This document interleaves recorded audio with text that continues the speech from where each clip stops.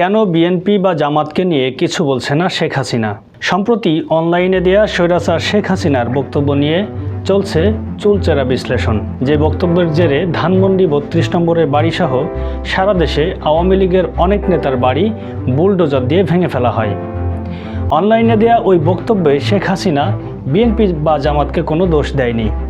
সব দোষ ও ক্ষোভ উগরে দিয়েছেন প্রধান উপদেষ্টা ডক্টর মোহাম্মদ ইউনূসের উপরে।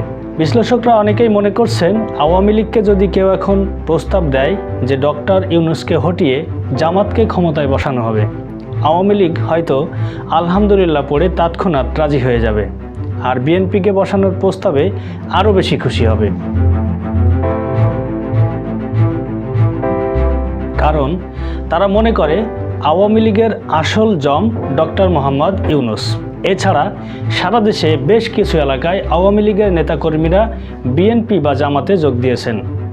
আওয়ামী লীগের নেতা ও সাবেক মন্ত্রী হাসান মাহমুদও বিএনপির সাথে ঐক্য করার ইঙ্গিত দিয়েছিলেন কিছুদিন আগে। রাজনীতি বিশ্লেষকদের ধারণা, জামাত বা বিএনপি ক্ষমতায় থাকলে আওয়ামী লীগের কিছু নেতাকর্মীকে হয়তো পুলিশে দিয়ে বা দলের কর্মীদেরকে দিয়ে নির্যাতন করতে পারবে বা ভয়ভীতি দেখাতে পারবে। বিচারও হয়তো বা কিছু হবে, কিন্তু আওয়ামী লীগ সেগুলোকে পলিটিক্যালি ক্যাশ করবে। সব কিছুকে তারা রাজনৈতিক প্রতিহিংসা ও উদ্দেশ্য প্রণোদিত বলে প্রচার চালাবে। বিশ্বের মানুষকে বোঝানোর চেষ্টা করবে রাজনৈতিক কারণে তারা জুলুমের শিকার হচ্ছে।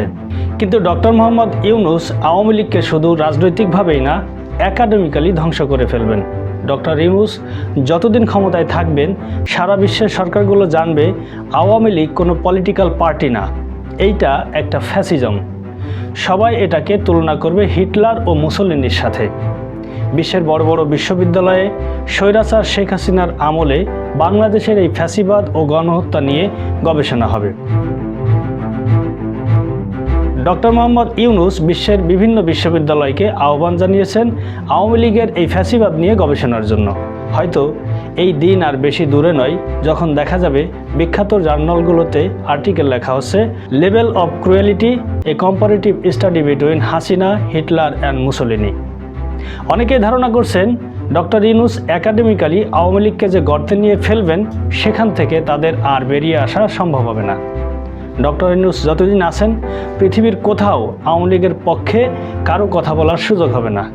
ডক্টর ইউনূসের একটা স্টেটমেন্ট তাদের লাখ লাখ ডলারের লবিং ব্যর্থ হয়ে যাবে, কারণ আওয়ামী লীগের প্রচারণার বিরুদ্ধে ডক্টর ইউনূস নিজেই আয়রন ডোমের মতো বিশাল এক ঢাল। বিশ্লেষকরা বলছেন, আওয়ামী লীগের রাজনৈতিক ময়দানে বেঁচে থাকার একমাত্র উপায় যত তাড়াতাড়ি পারা যায় ডক্টর ইউনূসকে বিদায় করে বিএনপি বা জামাতকে ক্ষমতায় বসানো।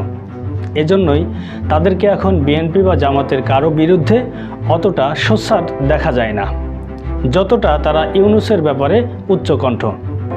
মাঝে মাঝে তো বিএনপির সাথে একমত হতেও দেখা যায়।